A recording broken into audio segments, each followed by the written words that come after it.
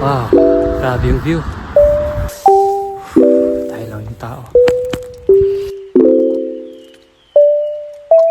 Hi, hello. Yonggoing Canada here. Whew. First time kong umuwi ng ganitong oras, no? Mag-alas 12. So, tignan nyo naman yung likod ko. Wow, grabe yung view. Dumaan ako sa bagong ruta. Kasi usually nag-Uber ako sa ganitong oras kasi wala ng bus. So, try kong dumaan sa ibang ruta na sana may bus pa. Yun, eto pala yung bus stop. Wow, titignan nyo, ako ulit mag-isa. Wow. So nandito na tayo ngayon sa bus stop at nag-aantay sa last bus. Hopefully no, meron pang bus. First time ko tong sumakay sa ganitong ruta na hopefully di tayo mawala. Kasi sa 6 months ko dito medyo nagkakamali pa rin tayo, no? Kasi medyo nakakalito naman, no? Hindi kasi gaya sa Pilipinas, mabilis lang matandaan yung mga bahay. Kasi may mga landmark doon, no, sa atin na malapit sa ganito, malapit sa puno ng mangga, malapit sa ganitong landmark, no? Mabilis sa Pilipinas, pero dito halos pare-parehas yung mga bahay at yung mga pangalan. Halos pare-parehas din. Ang dami ring kanto. As in.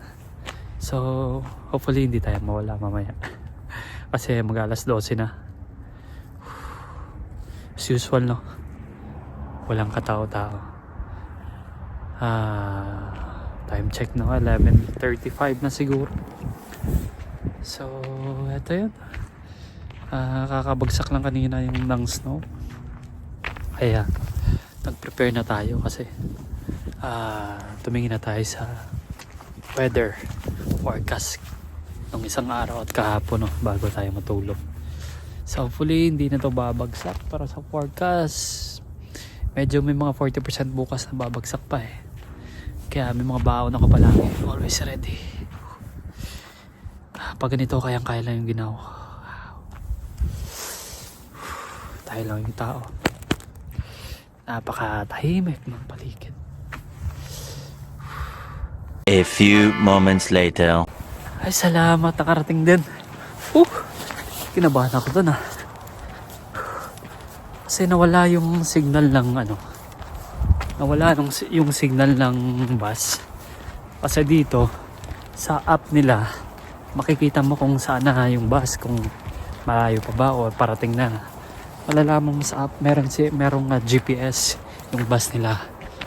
Grabe, nawala yung signal ng bus. Tapos nang message sa akin yung app na nawala daw yung signal ng bus at baka yung next trip is 6 AM na.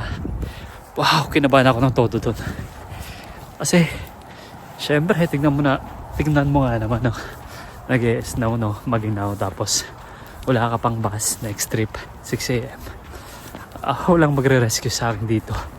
Kung magre-rescue man, syempre madidisturbo ko, no? So, grabe. Nawala yung connection, pero at least dumating pa rin talaga yung bus. So, thankful ako doon. So, wow. Isang panibagong araw na naman to. So, kabado talaga ako doon. So, parang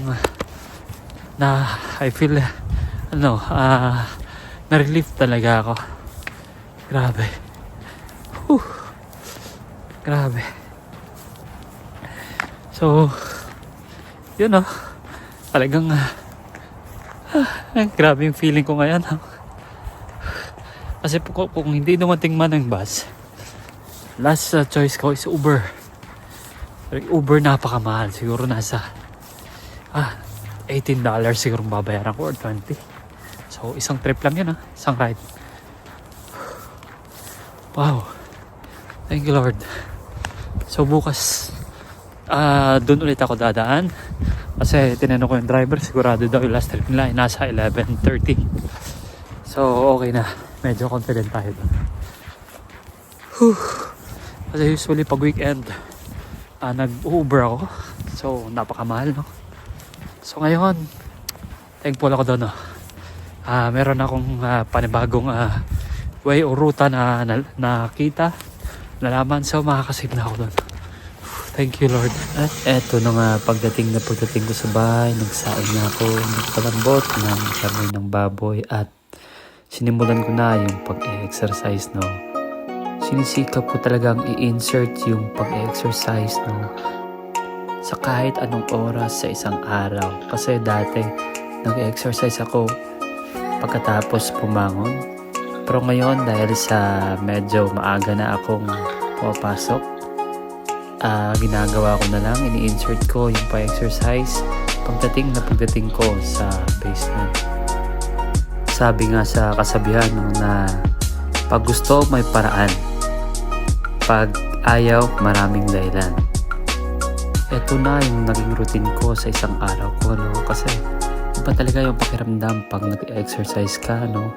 Iba talaga yung mood mo, yung kondisyon mo, nagpa-function ng maayos yung katawan mo sa ginagalaw mo. At ang daming benefits pa ang naidudulot nito sa ating katawan.